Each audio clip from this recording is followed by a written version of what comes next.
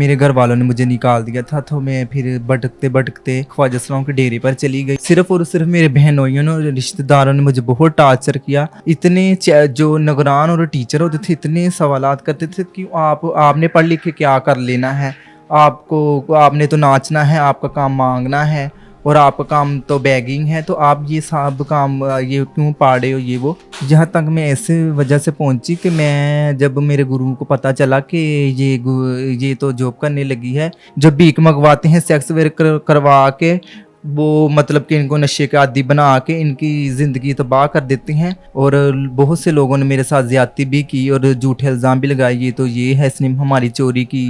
Digital Pakistan की videos देखने के लिए हमारा चैनल सब्सक्राइब कीजिए और बेल आइकॉन को प्रेस कीजिए ताकि आप हर वीडियो से बाखबर रह सकें। अस्सलामुअलैकुम नाज़रीन, डिजिटल पाकिस्तान के साथ मैं हूं आपकी मेज़बान तैयबा अली।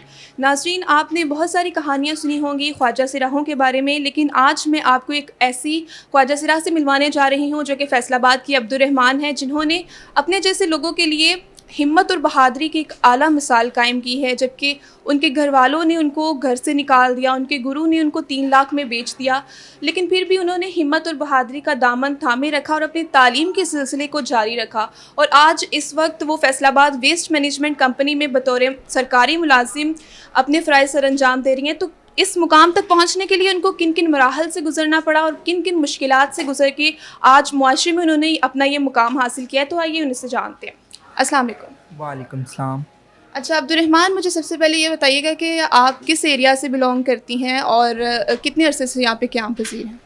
जी, मैं शुरू से ही गुलामाबाद में रहती थी। जब मैं छोटी सी थी, मैंने 8वीं जमात में थी, तो तब मेरे घर वालों ने मुझे निकाल दिया था, तो मैं फिर भटकते भटकते ख्वाजा सलाम के डेरे पर चली गई। तो उन्होंने मुझे पहले तो बहुत अच्छी तरह मुझे संभाला, तो उसके बाद फिर उन्होंने मुझे काम करवाए, मांगना इशारों पे भीख मंगवानी भेज दी, कभी घर के काम सफाई वगैरह, तो यही करवाते रहे। तो फिर उसके बाद मैंने जैसे भी करके तो मैंने मैट्रिक किया, फिर मैंने इंटर किया, अब मैंने बीए किया, अब मैं ओपन की तरफ से एमए भी कर रही हूँ। तो मैंने बहुत सी ऐसी वजूहात, जब मैंने कहीं भी अदारे में जाना तो उन्होंने मेरी रोल नंबर स्लिप करनी कि ख्वाजा सरा क्यों पढ़ रहे हैं, क्या कर रहे हैं, आप भी पेपर देते हो, ये है वो है। इतने जो निगरान और टीचर होते थे इतने सवालात करते थे कि आपने पढ़ लिख के क्या कर लेना है, आपने तो नाचना है, आपका काम मांगना है और आपका काम तो बैगिंग है, तो आप ये सब काम ये क्यों पाड़े हो, ये वो।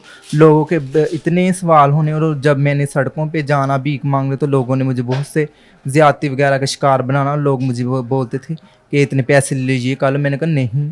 तो मैं बस शुरू से मैंने भीख मांगी और भीख मांग के और बहुत मुश्किल से जो पैसे बचते थे मैं साइड पे निकाल लेती थी।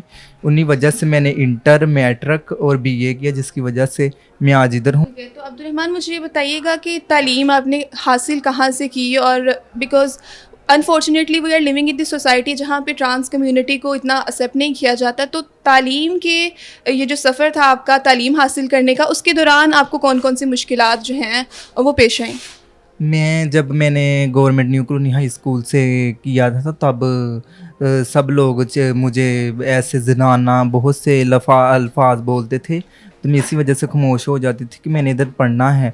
और बहुत से लोगों ने मेरे साथ ज़्यादती भी की और झूठे इल्ज़ाम भी लगाए, ये तो ये है इसने हमारी चोरी की, ये तो ऐसे जाहल इंसान हैं, इसे बाहर निकाला जाए स्कूल से। तो मैंने ऐसी बहुत सी ज़्यादतियों की शिकार रही। और फिर उसके बाद मैंने तालीम का सफ़र जारी रखा। जब मैं इंटर में आई तो इंटर में मैंने कॉलेज में एडमिशन लिया, तो उधर मुझे प्रोफेसर लोगों ने और बहुत से किसी ने मुझे गुलाबो कहना, किसी ने मुझे बहुत से टीचरों ने मेरे साथ ऐसा मतलब कि बहुत सी मजाक वगैरह किए। तो मैं बहुत से ऐसे अल्फाजों में मैंने यही सोचना कि मैंने तालीम का सफ़र जारी रखना है। फिर इंटर करके मैंने ओपन की तरह से बीए किया। तो उसके बाद फिर मैंने ये सोचा कि सारी ज़िंदगी मैंने भीख तो नहीं मांग रही, तो मैं तो इतनी पढ़ी लिखी हूँ, कोई ना कहीं जॉब कर लेती। अच्छा अब्दुर्रहमान, इन तमाम मुश्किलात से आप गुज़र के माशाल्लाह से आप इस जगह पर मौजूद हैं, अब एक बावकार तरीके से आप ज़िंदगी गुजार रही हैं, तो यहाँ तक कैसे पहुँची आप? जहाँ तक मैं ऐसे वजह से पहुंची कि मैं जब मेरे गुरु को पता चला कि ये तो जॉब करने लगी है, ये तो मुझे इतने पैसे डेली कमा के देती है, तो मैं ऐसे क्यों जाने दूँ। उसने मुझे आगे सेल कर दिया 3 लाख में अगले गुरु को। तो फिर मैं फिर उसने मुझे, मैं जब जाने लगी मैंने कहा मैंने नहीं आपके साथ रहना, मैंने जॉब करनी। उसने मेरे साथ मेरे इतना तशद्दद किया, मुझे मारा, और उसके बाद फिर मैं भाग के इधर एप्लीकेशन दी थाने में। तो उसके बाद मैं आज़ाद हुई। तो उसके बाद मैंने फिर इधर डिप्टी कमिश्नर साहब को, हनान कमर को और सीओ साहब को मैंने रिक्वेस्ट की। तो उन्होंने मेरे फिर टेस्ट लिया। टेस्ट लेके तो वो कहते आप क्या कर सकते हो। मैंने कहा मैं जो भी लिखाई मतलब कि लिखना पढ़ना सब कुछ मुझे आता है, जो भी ट्रांसलेट है। तो उन्होंने फिर मेरा टेस्ट लिया। फिर मुझे इधर हेड ऑफिस 1139 का ऑपरेटर इधर मुकर्रर कर दिया। तो अब्दुर्रहमान ये बताएं कि यहाँ पे आपको किस तरह का माहौल जो है वो प्रोवाइड किया जा रहा है, आप किस हद तक सेटिस्फाइड हैं, और आप यहाँ पे कौन से जो है वो फ़राइज़ सर अंजाम दे रही हैं? जी, इधर मैं 1139 के रिलेटेड, कूड़े के रिलेटेड और जो भी मसाइल आते हैं तो उनके पहले मैं नाम, नंबर और एड्रेस लिख के फिर एक नंबर देती हूँ। नंबर दे के उसके बाद फिर सुपरवाइज़र को कॉल करती हूँ। हमारे जो भी 1139 के रिलेटेड, हेल्पलाइन के रिलेटेड जो भी मसाले होते हैं वो 24 घंटे के अंदर अंदर सोल्व हो जाते हैं। उससे अगले दिन भी हम बैक कॉल करते हैं कि आपका मसला हल हुआ या नहीं हुआ। अगर नहीं भी हुआ होता तो हम दोबारा हल करते हैं।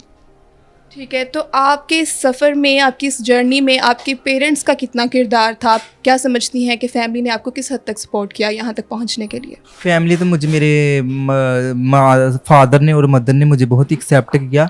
सिर्फ़ और सिर्फ मेरे बहनोइयों ने और रिश्तेदारों ने मुझे बहुत टार्चर किया और मुझे बहुत ऐसी बातें सुनाई जिसकी वजह से मैं बहुत हर्ट हुई। और वो कहने लगे कि आप घर से बाहर निकल जाओ, और वो मेरी खाला, मैंने आपकी बहन का रिश्ता नहीं लेना।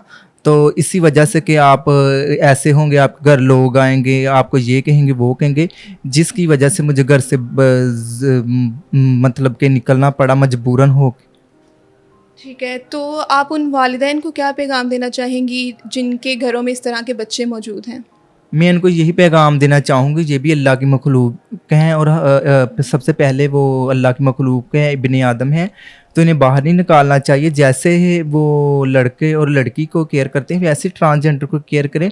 ट्रांसजेंडर को ये वो मतलब कि ये माशरा हमें अच्छा नहीं समझता, जिसकी वजह से वो निकाल देते हैं। मैं सिर्फ़ और सिर्फ उन वालिदैन को यही पैगाम देना चाहूँगी कि क्योंकि आप इधर करेंगे जैसे कि अब मैं इज़्ज़त की नौकरी पे जॉब कर रही हूँ, वैसे आप इधर लगवाएं और आप इनकी कमाई मतलब कि हक हलाल की रोज़ी में कमाएं, ना कि गुरु जो भीख मंगवाते हैं सेक्स वर्क करवा के वो मतलब कि इनको नशे के आदी बना के इनकी ज़िंदगी तबाह कर देते हैं, गलत हाथों में आ जाते हैं। तो मेरी जो भी नाजरीन जो भी इंटरव्यू देखे तो मैं यही उनको नसीहत करना चाहूँगी कि ट्रांसजेंडर को भी घर में रखा जाए और वो भी उनको अच्छी से अच्छी तालीम दी जाए, अच्छी से अच्छे हुनर सिखाया जाए ताकि वो इज़्ज़त बाशहरी तरीके से कमा सके। ठीक है, आपने जिस तरीके से मुश्किलात का सामना किया वो वाकई काबिल तारीफ़ है। तो इन दी एंड आप अपनी कम्युनिटी के लोगों को क्या मैसेज देना चाहेंगी? मैं कम्युनिटी के यही लोगों को पैगाम देना चाहूँगी कि अभी तो ट्रांसजेंडर के स्कूल भी सब कुछ बन चुका है। मैं यही पैगाम देना चाहूँगी कि आप भी जो भी जितना एमफिल किया, किसी ने मैट्रिक किया, किसी ने इंटर किया, आप जितनी भी जो भी पोस्टें आती हैं तो उन पे अप्लाई करें, बार बार उन अदारों को जाकर कहें हमें भी जॉब दें।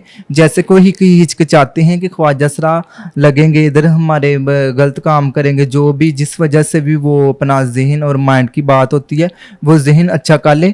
ख्वाजा सरा भी मैं इस कंपनी में बैठी हूँ, मुझे कोई तंग नहीं करता और कोई भी ऐसा मसला नहीं है। सिर्फ़ और सिर्फ वो अपनी सोच को तब्दील करें तो माशरा हमारा खुद ब खुद ख्वाजा सरा एक अच्छे रवैये से और तरीके से जॉब करेंगे। अदारे अक्सर हिचकिचाते हैं कि ये ऐसे हैं, उनको हिचकिचाने की ज़रूरत नहीं। जैसे मैं एक इज़्ज़त तरीके से रोज़ी कमा रही हूँ वैसे अदारों को डरने की ज़रूरत नहीं।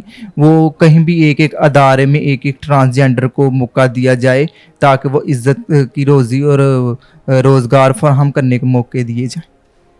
जी नाज़रीन, जैसा कि आप लोगों ने देखा कि अब्दुर्रहमान का यही पैगाम है कि उनको भी माशरे में, सोसाइटी में वही इज़्ज़त और वही मुकाम मिलना चाहिए जो कि माशरे के तमाम लोगों को हासिल है। अगर इनको भी इनके बुनियादी हकूक़ बाकी तमाम लोगों की तरह मुहैया किए जाएँ तो ये भी मुल्क की तरक्की के लिए, अपनी सोसाइटी की तरक्की के लिए अपना जो किरदार है वो इसमें अदा कर सकें। इसी के साथ मुझे दीजिए इजाज़त। अल्लाह हाफ़िज़।